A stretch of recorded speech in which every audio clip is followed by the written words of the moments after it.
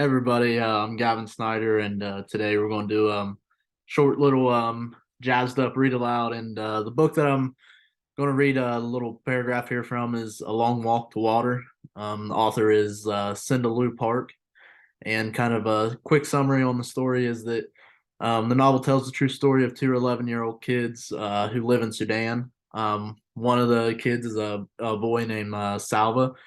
He becomes one of the lost boys of Sudan, and he and other boys walk for many miles each and every day, just searching for a safe place to settle down, and for other lost family members who've had kind of the same experiences as them. And then we also learn about Naya, who walks over 4 hours every day to find water for her family. Um, so it does. So the author does a pretty good job of retelling these stories, as they're both true, and it shows that life isn't always easy, and that we shouldn't take things that we have for granted. So, starting off here, this is about Naya and her journey to find water. So the smudge on the horizon gained color as Naya drew nearer, changing from hazy gray to olive green. The dirt under her feet turned to mud, then sludge, until at last she was ankle deep in water. There was always so much life around the pond. Other people, mostly women and girls, who had come to fill their own containers, many kinds of birds, all flap and twitter and call. Herds of cattle that had been brought to the grazing land by the young boys who looked after them.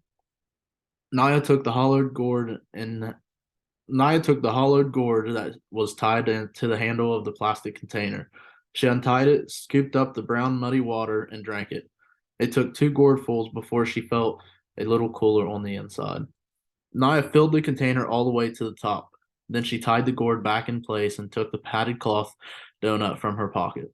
The donut went on her head first, followed by the heavy container of water, which she would hold in place with one hand. With the water balanced on her head and her foot still sore from the thorn, Naya knew that going home would take longer than coming had, but she might reach home by noon if all went well. So the story here is that Naya, like I said, who lives in Sudan, her kind of job or task every day is to go find water, because where they live, they don't have any access to water. So many times she's just kind of finding like a pond, or maybe a little creek or river or something, if she's able to. But like I said, there's other people just like her that are in the same situation, and they're trying to find that suitable water to use to cook and drink and things like that. So kind of something that I want to do here is she talks about she'll carry the gourd full of water on her head, and she'll actually set a pad on top, but I don't have a pad, so she'll have like a little cloth. But I have a little jug here. It's a gallon. So let's try this out. And there is water in it, but I did have to take some out because I'm like Naya, I'm not very good at it. Uh,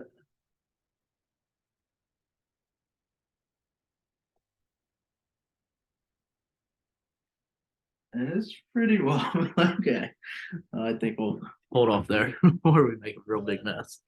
But kind of the point here is, for the students to most of them have water bottles and whatnot, so they can, throw their water bottle or have this jug that they can throw on top, and kind of relate to kind of what had to be done, even though this isn't um, as intensive or um, stressful or as hard as what Naya had to go through. But the students can, oh wow, this isn't easy. So Naya was carrying this on her head for 4 hours, and it was super important for her to not drop it or anything, because then she'd have to restart, and she was back from the beginning, having to go find water. We also talked about how she would walk almost 4 hours each day. So kind of something. We'll go here to Google Earth. See if I can share this. Okay. So this is where I live. And if we come down here to on the left side, there's a little ruler, something, measuring tape, measure the distance. So I do have a pond here, but for the sake of this assignment, we're going to try to find a little bit better, cleaner water. So let's zoom out, and I guess there is a lot of ponds, but like I said, we're not going to use a pond, just because usually drinking water, maybe from a river might be a little cleaner.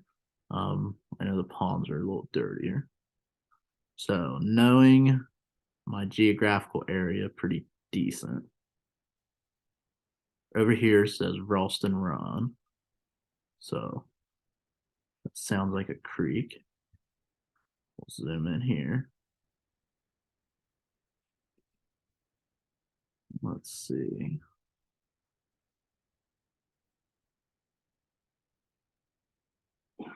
So right there, you can see, hopefully you can see that.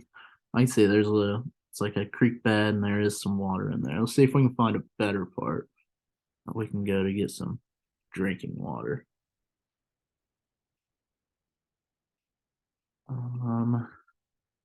Let's head this way.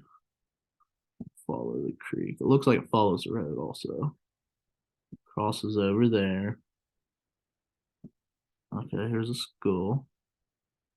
It looks like it gets pretty clear up here. We want an area that you can get some pretty clear drinking water.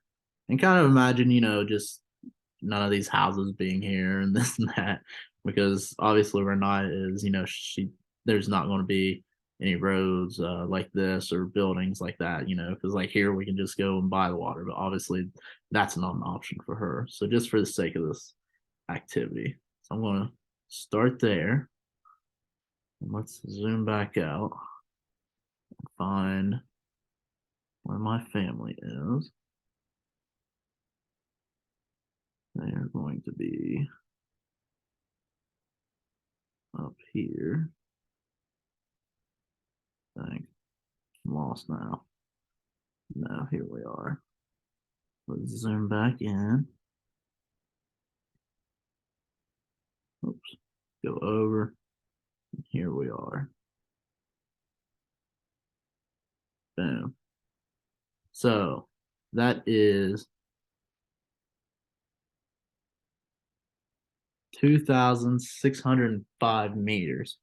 So thanks to our handy dandy technology, let's go to 2,605 meters to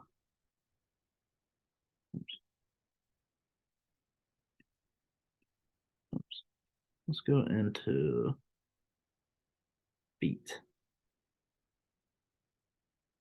So that is 8,546 feet. Well, I'm not a math teacher. I do know that is quite a while. So let's say that the average person takes I can go ahead and stop sharing. So let's say the average person takes anywhere from, let's just say 2 feet. 2 feet you know are really 1 foot per step. So we're gonna have 8,546.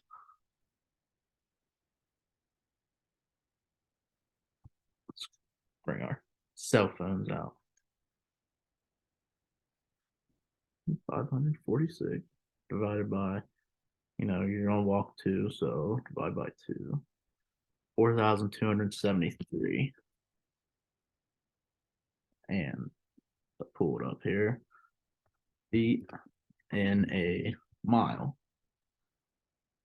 So 1 mile is 5,280 feet.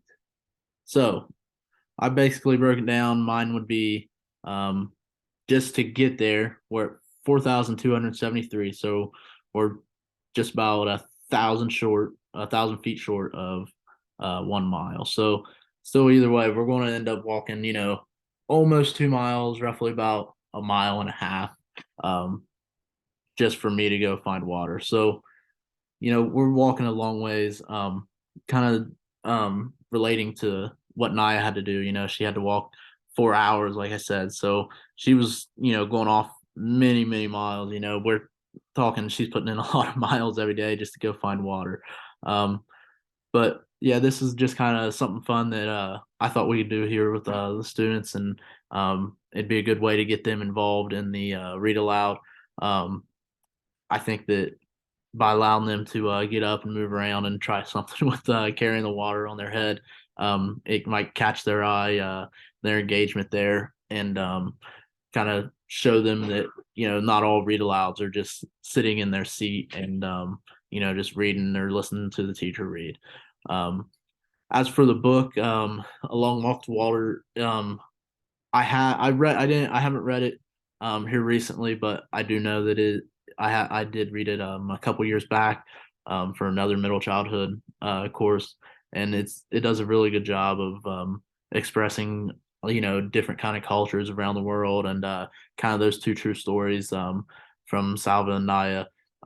It really just goes to show how here in the United States and the kids that we're going to be teaching, it's got a lot of good lessons in there for them to not take things for granted, and kind of learn about what's going on in the world around them. So that's all I have here today for my jazz read aloud.